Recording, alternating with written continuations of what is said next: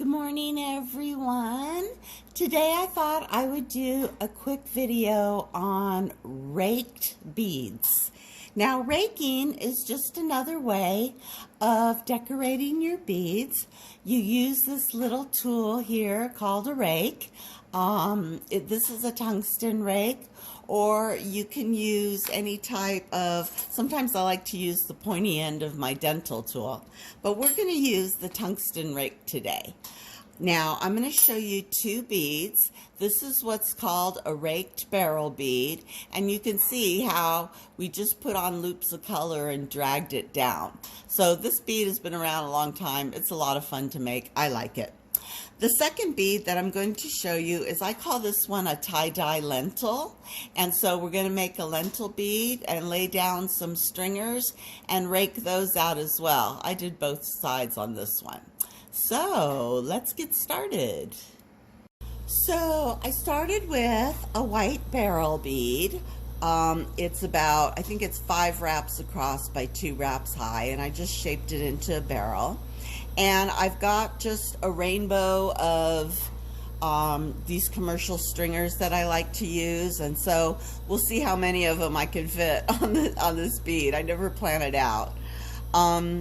So yeah, and this bead, you also get to practice your stringer control along with raking. So I'm going to go ahead and heat up my stringer, move my bead to the side, and then just gently rotate just the bead, trying to keep the stringer in one place on the side of that flame so it doesn't get too hot. Okay, there's the red. Let's put down the orange next. All right, again, set it down, and then we're going to slowly rotate the bead. I'm trying to bump that orange right up against the side of that red. And this is such a great practice bead for that stringer control. All right, we got the orange down. Now let's do the yellow. I got yellow going down. Again, I'm lightly pressing. The stringer is not all the way in the flame. It's just kind of halfway. And once you get in the zone, it works out pretty well. All right, let's get some green now. I can see that there's a little space right there, so I'm just going to kind of nudge it over, coax it. There we go. All right, green, here we come. Let's get that bead kind of warm. And around. Rotate the bead, don't move the stringer. Now we're going to go for some blue. Heat it up.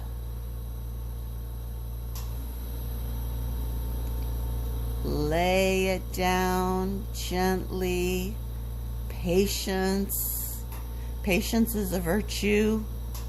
Sometimes I have no virtue. Okay, and now let's go. I got a periwinkle, so I feel like I have the 6 colors of the rainbow represented. I always put periwinkle in for purple. It stands in for purple. I have yet to find a really beautiful purple that I love, but I do love periwinkle. Okay, now you'll notice that there are some bulges here where I started the stringer, but that's okay because I'm going to rake through those. Now, to rake, what you want to do, make sure you have a little bowl of water sitting next to you. Go ahead and heat up that one area where you want to rake. And I'm going to put my finger down on the side again because it really seems to be working. And I have a cold rake, hot glass, and you're just going to drag that glass through, just like that. And then you got to kind of wiggle it to get it out. And then I always dunk my tip after I do a rake because that just keeps it cold. If your tool is hot, it's going to stick to your bead, and you don't want that. And you can always like just press that down a little bit. But that's a cool rake right there. Okay, now I go to the other side, 90 degrees, but not not go crazy on the 90 degrees like we do with the dots. So I'm going to heat up one area there, put my finger down, get it nice and hot, and then just drag my rake through it, just like that. And get it out, dunk it, and then I'm going to go in between those two lines and do another one. Heat it up, oops, drag it through. Just like that. It looks like a crown. And then let's go 90 degrees to that one. Heat it up. Nice and glowing and soupy and hot. Drag it through. Okay, so that's one side. Now in between each of those, I'm going to go the other way and I'm going to push. And I think it has a lot to do with right-handed or left-handed. You can drag it if you're ambidextrous, but I just push this way. There we go. Get your pin out if you can. Here's another intersection between those two. Let's heat it up. And then just start at one end, and it's a gentle push. Now, if you guys have to really push hard, then your glass isn't hot enough. So make sure, this is one case where you want your glass kind of soupy, kind of really super soft and glowing. Stick that rake in there and then kind of twist it out. My rake is bent at the tip, so sometimes it gets stuck and I have to jiggle it a bit. And then push right up that bead just like so. Okay, and that's it. Now you can go through and do your inspection. Maybe you want to pat those down a little bit. Sometimes I get a little crazy and they go a little overboard, like that one. There we go, straighten them out. But these are pretty solid. It's not like they're dots. There's a lot of connection there. And there it is, you guys. There is a raked barrel. Into the kiln it goes. Okay, for our second bead today, I'm going to show you how to make a tie-dye lentil. And this bead was actually an idea from a little girl who wanted a tie-dye bead. And I was like, oh my gosh, how am I going to make a tie-dye bead? So this is what I came up with, was raking. And it actually looked like a tie-dye t-shirt once it was done.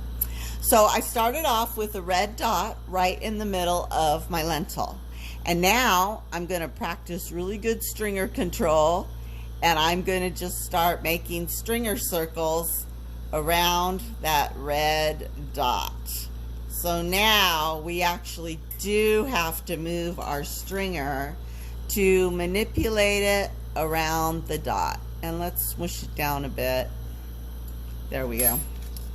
So I got the orange circle around the red circle, and now I'm going to go in and put the yellow circle around the orange circle, and we're just going to keep doing this until we got that whole lentil filled up. And you'll notice when you get your ends, when you come end to end, they kind of bulge. So I just say, like, wherever they bulge, that's where I'm going to do my rake. So, you know, it's okay. Give yourself a break. You could mess up a little bit on this and then just rake over it. And it looks wonderful. Okay, there's green. I'm also, when I'm going around, I'm twisting my stringer so that the hot part is always on the bead. And that's another little trick. When you're learning stringer control and how to manipulate the glass, even in your rods, laying down glass, you can always rotate that glass stringer or that glass rod so that you make sure the hot part is always on the bead. And there's a big blue circle, and of course my circle's lopsided, but hey, this is an abstract. It's abstract art. There's no rules. And now I'm going to put down my periwinkle.